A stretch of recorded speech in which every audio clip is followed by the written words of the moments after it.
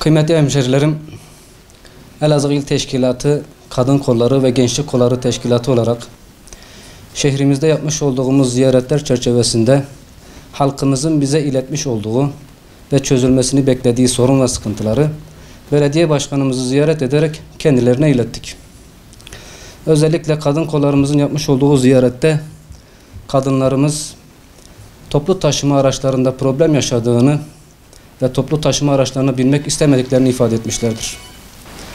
Bizler onların sesi olarak belediye başkanımıza görüşüp bu konuyu dile getirdik ki kadınlarımız toplu taşımada pembe otobüs isteyerek kadınlara has bir otobüsün olmasını talep ettiklerini ifade ettik ve başkanımıza bu sorunu dile getirmiş olduk. Ayrıca gençlik kollarımızın yapmış olduğu ziyaretler çerçevesinde öğrencilerimizin de aynı sorunu yaşadığını öğrendik ve üniversite içerisinde otobüs seferlerinin yetersiz olduğunu belediye başkanımıza ileterek bu sorunun da üzerine eğilmesini talep ettik.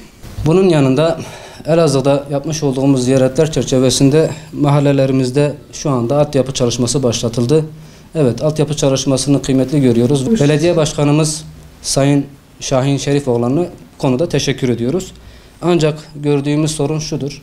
Altyapı çalışması bitirildikten sonra asfalt çalışmasının geciktirildiğini gördük ve bu sürücülerimiz açısından, araçlarımız açısından bir problem teşkil ettiğini fark ederek başkanımıza bu konunun üzerine eğilmesini talep ettik ve altyapı çalışması bittikten sonra asfaltlama çalışmasında derhal yapılmasını rica ettik.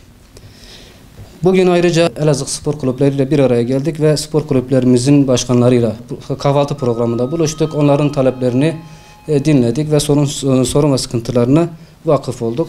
Bu konuda belediye başkanımıza da ayrıca spor kulüplerimizin taleplerini ileterek konunun anlaşılmasını ve üzerine durulmasını istedik. Belediye başkanımız sağ olsun kendilerine iletmiş olduğumuz bütün problemlerle alakalı oldu ve bunların kısa süre içerisinde gerekli girişimler yapılarak bu sorunların çözülebileceğini ifade etti ve kendilerinin de ayrıca bu sorunlarla ilgili vakıf olduğunu da gördük. Çünkü halkımız bize ilettiği gibi belediyeye de şikayetlerini iletmiş ve bu konuda çözüm beklemiştir. Umarım bu sorunlar bir an önce çözülür ve halkımız da istemiş olduğu o rahat ve huzurlu ortama ulaşmış olur. İlgilerinden dolayı belediye başkanımız Sayın Şahin Şerifoğlu'na da teşekkür ediyoruz. Çalışmalarımızı olabildiğince kadar genişletiyoruz ve halkımıza da sesleniyoruz. Biz Hüdapar olarak sizin sesiniz olmak istiyoruz. Sorunlarınızı ve şikayetlerinizi dinleyerek çözüm odaklı siyasetimize devam ediyoruz.